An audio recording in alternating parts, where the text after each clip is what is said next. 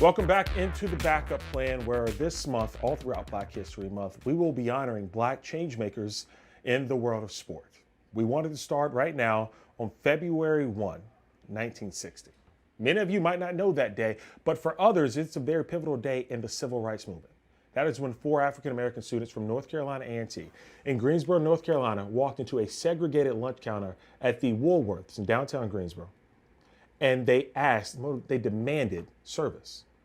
After all, they were told they were not welcome there. Their money could be spent outside of the lunch counter, but they dare not sit down. That was not the first, by a long shot, not the first nonviolent sit-in, but it was one of the major catalysts which sparked sit-ins throughout the South, affecting change and bringing about a better country. So today, me, myself, a Greensboro, North Carolina native, we're going to sit here and we're going to honor the Greensboro Four. We're going to honor Joseph McNeil, Franklin McCain, David Richmond, and Jabril Kazan. And we're going to highlight the impact they did in making this world a better place. Franklin McCain, sadly to say, is no longer with us, but his grandson, Mac McCain III, is. Mac is a cornerback on the NFC champion Philadelphia Eagles. And Mac joins us now from Philadelphia. What's happening, Mac? How you doing, my man? Sir, how you doing? Doing well, man. Doing well, man. We were talking, obviously, before our show. You know, we're both Greensboro guys. I'm happy to have you here because of the impact your grandfather had on the hometown we both grew up in. What does February 1 mean to the McCain family?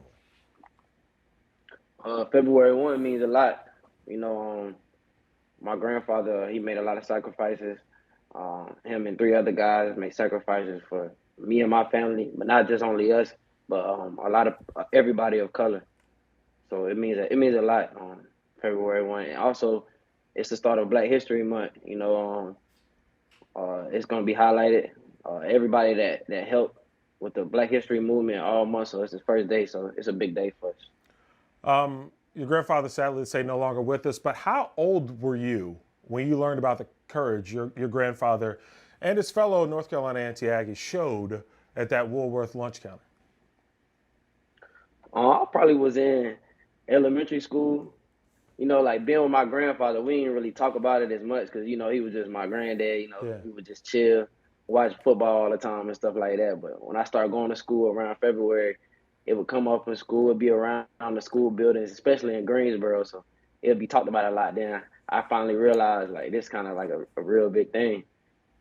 Yeah, I mean, you went to North Carolina A&T school, alma mater where your grandfather went. You played football for the Aggies.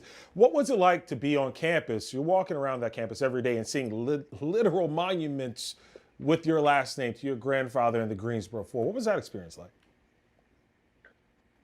It was great. It was really a dream come true.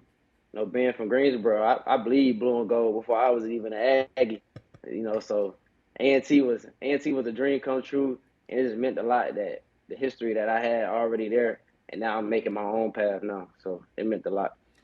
You know, your grandfather showed obviously strength to overcome unimaginable circumstances in his life with Jim Crow South. What has that done to encourage you in your pursuit, going from an undrafted free agent to now being a member of a Super Bowl bound team? I would say, my grandfather, he put his life on the line, going down to the Woolworth and standing his ground. You never know what could have happened. People were getting beat up and going to jail, and just by standing up for their rights. And he just felt like that was the right thing to do. So, on my end, I just felt like if somebody put their life on the line for me, what I'm saying, every time I touch the field, I just feel like I gotta give it my all. And especially going to a HBCU, a lot of HBCU players don't get the chance to even play on the level that I'm on. So it's really a blessing, and I try to represent every time I can. Yeah, how does that motivate you? I know practice squad player, undrafted free agent, you're showing the dedication, the drive it takes to be successful in the National Football League and to see it now pay off for a team that's going to the Super Bowl. Have you ever sat back? I know you just won the NFC championship, but have you ever sat back and said, man, I've made it further than I thought I would? Yeah, because like I said, it's a slim chance for coming from an HBCU to even be on an NFL team. So just getting here and playing it now, I'm about to go to the Super Bowl and experience that. I'm satisfied, but not all the way satisfied because I still got a lot of more stuff that I want to accomplish, but this is just a stepping stone to get to where I need to be in the NFL. Yeah, first step, obviously, but now we now know the work that you do will now transition into preparing for the Kansas City Chiefs. As a practice squad member, I understand your key role in helping to get the team prepared. Are you excited to get back to work? And what do you see yourself bringing to this Philadelphia defense in preparation for going against, arguably the greatest quarterback of this era in Patrick Mahomes? Oh, it's great playing for the Philadelphia Eagles. It's a great organization. I'm around great coaches, and also I'm behind all pro corners. I'm around the best of the best, so I can learn a lot from them, and I don't have a problem doing what I have to do to get those guys ready for the game. I'm a team player, and that's what I got to do. Then I'm gonna get those guys ready. But it's great to be alongside with a lot of all pro players and just seeing how they operate, and I can just pick up little things from them. So when it's my time. Okay, Max. So look, everyone's social media feed's been jumping for the last 2 days of all these videos in Philadelphia. We know the Eagles fans is crazy, man. What has it been like when you're literally looking at all these videos and seeing it in Center City, Philadelphia, all the craziness going on surrounding this team?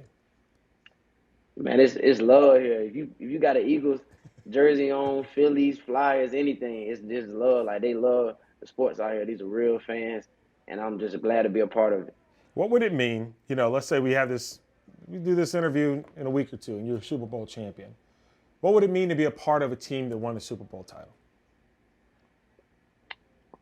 It would be great to be a part of this team to win a Super Bowl. Especially this team right here is a special team. Like I said, we got two All-Pro corners, and we got best D line that probably ever played in the NFL. Recording sacks and stuff like that. Like this is a legendary team, and just to say I'm a part of it is a blessing. Well, it's a blessing, obviously, to see your success in the National Football League, and a blessing to see the success that you and your family have had over the generations. Matt, we want to thank you. Once again, we're honoring Black Changemakers throughout the month of February, and we want to thank you and the McCain family for all the work that you've done creating the hometown that me and you both enjoy, Greensboro, North Carolina, and wish you nothing but success as you get ready for the Super Bowl. Thank you so much for joining us, my man. All right, thank you. That moment, February 1, 1960, that's why I was so proud to wear this shirt on television. That moment changed America. That moment made it so that people like me can sit in chairs and tables and seats and platforms like this. That simple moment of going to a segregated lunch counter and saying, this isn't right, we want to change it, made a better country for all of us, not just those who are from the South and not just those who are African Americans. If you want to learn more about the Greensboro Four and all of the incredible African Americans who helped change this country, you can log on to such things as the Smithsonian's website. Or if you happen to be in Washington, D.C., you can go to the African American Museum and see the actual lunch counter from that Woolworth and the 4 seats where the Greensboro Four changed America. Once again, we're going to be highlighting Black Changemakers all throughout the month of February, and we have another special one coming up a bit later in this broadcast. We have much more on the backup plan coming up right after this.